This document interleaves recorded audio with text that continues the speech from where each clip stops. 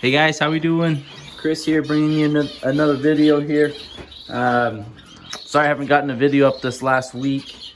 A lot of things have happened here in the bird room with all the birds really. So today this video we're gonna focus on the Gouldian Finches and kind of show you what's happened with them. And then I'll have another video coming out on the zebra finches. I've got lots of babies going with the zebra finches right now, and also an update on the canaries. We are breeding, so that to come. And also I got some new birds, so I'll show you guys a video on them and what we got and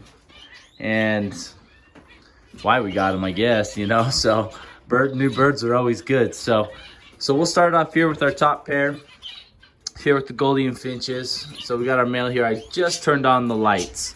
So the hen, she's still in the nest box with the chicks. So they have 4 chicks, 2 yellows and 2 normals is what we got. So we got a 50-50 hatch, and that's pretty good. Good ratios, good number of babies. This is their second clutch, so after these babies fledge, I will be taking the nest box out and I will be separating the pair. So here comes the hen right now. So the reason why I'll be separating the pairs, so this second round of babies, so they fledged 4 babies before, and I had them all on this side. I had them on that side for probably a good 2 weeks. So I just made sure they were weaned, made sure they were healthy, and then I was able to put the babies out into the aviary. So I put the 2 that I thought were females in here, and the 2 that I knew were males in here, just because they had started molting out a little bit and I could see the colors that are coming in. Guys, something funny is my cockatiel has bonded with my male bork. Look at them feeding each other. Kind of funny. Didn't think that would happen, but we'll see. We'll see. I think what happened is when I took my female bork out because she wasn't feeling good, I had her in here for a little while. I think because of that, these 2 bonded, and even though my female bork's back out there, they haven't really, the male hasn't really connected back with the hen. So yeah, kind of weird.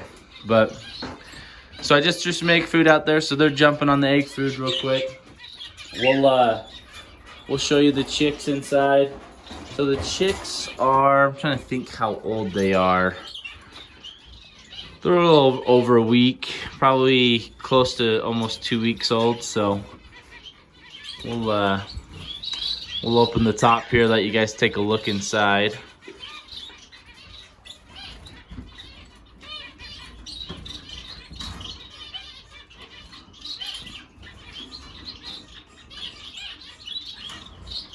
Hopefully you guys could see that. That was pretty tall for me. I didn't have a way to look inside there, but hopefully you saw the 2 yellow babies, and then we have 2 normal babies in there. So their crops aren't full because I just turned the lights on this morning. So mom and dad are loading up on food, getting ready to feed them. So they're doing good. They're great parents. They have slowed down on this second clutch, and these babies aren't growing as fast as the first ones. I'm not concerned. Babies are still looking healthy. Just the mom and dad, they haven't kept the babies as full as they did the first round. I think they're just getting tired. And so that's a good sign. So, you know, if your parents and if the babies, if they constantly 24/7 have their crops full and the babies are growing really fast, that's a good sign that the mom and dad, they're in a good groove, they're rolling. And then on the second clutch, it's okay. It's typical if the babies slow down in growth a little bit because mom and dad are getting tired, you know.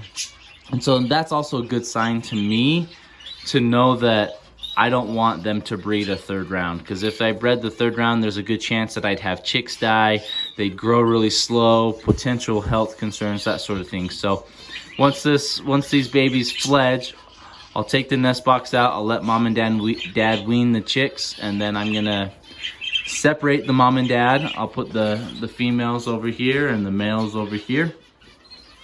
And for the rest of the winter and spring and summer, we'll let them molt out, we'll let them rest, and come winter next year, we'll put them back in here. So the one mistake I made this year is in October, I let my birds start breeding out here. And what happened was a lot of my pairs of Gouldians fought and tried to take over each other's nest boxes, so I didn't really have a whole lot of success breeding in the colony. I did have some babies fledge, but not as much as I wanted, and so that's why I brought my pairs over here back to individual cages. But I think what happened was I waited too long. So this pair did great. They've given me 8 babies in this cage so far. This pair down here, so she laid eggs. They were fertile, and I think at one point in the night she didn't sit on them, and the eggs ended up dying. So I'm letting them try another round, but to be honest with you, they're kind of showing signs that they're done, that they're not interested in breeding anymore. She has laid a couple more eggs in the nest box, but they haven't really been sitting good. They haven't, you know, shown a whole lot of interest in breeding right now. So to be honest with you, I think I'm going to take these guys out and I'm going to separate them. And that's okay. It's not a bad thing. These two did try and breed for me in the aviary. They just didn't have a whole lot of success because I think we had other birds checking out the nest boxes and they didn't like that. They ended up tossing their babies. So just a lesson learned, and you know, something that we'll take into next year and make sure that we have the right setup so that they feel comfortable and confident in their breeding, and that they'll you know, be able to breed for me next year and get some babies. So I was just gonna give these guys probably another week, see if they start sitting on the eggs that are in their nest box, and if not, we'll take them outside or take them out to the aviary and let them rest for the rest of the year. So watch their mating dance. No, I scared him. He was gonna sing to him. Sometimes the best time to see the mating dance for the Gouldian finches is first thing in the morning when the lights turn on. They like to court each other and reestablish their bonds. And when the female's receptive, she'll shake her head and point her tail towards the male as well. And that's a good sign that they like each other. It's a good sign that they're mates. So I was hoping if I was quiet for a minute, maybe they'd breed, but it doesn't look like they're going. To. So, yeah. So that's that pair. And then I did have another pair right here. So I had my yellow hen, and then I had a red head, purple breast, greenback male. And I think I just was too late with them, bringing them into the cage. They just weren't showing any signs of wanting to breed anymore. The male's beak, that pearly white color, was kind of fading, and it's going to like a dull gray color. The hen's beak started lightening, and it's not. Actually, the yellow ones, their beaks don't go black at all. But yeah, they just weren't showing any signs. She wasn't laying any eggs. They weren't interested in any of the nest boxes that I was putting up. So I just decided that I'd separate them for the rest of the year and let them go about their business. And so I was able to pull them out, and I threw in a pair of canaries right here. She's building her nest. I have my red factor canaries right here. She's sitting on 4 eggs. And then I have an extra hen here that I threw a nest box in to see if she was interested in breeding yet. She doesn't seem to be too interested right now at the moment, but who's to say that that's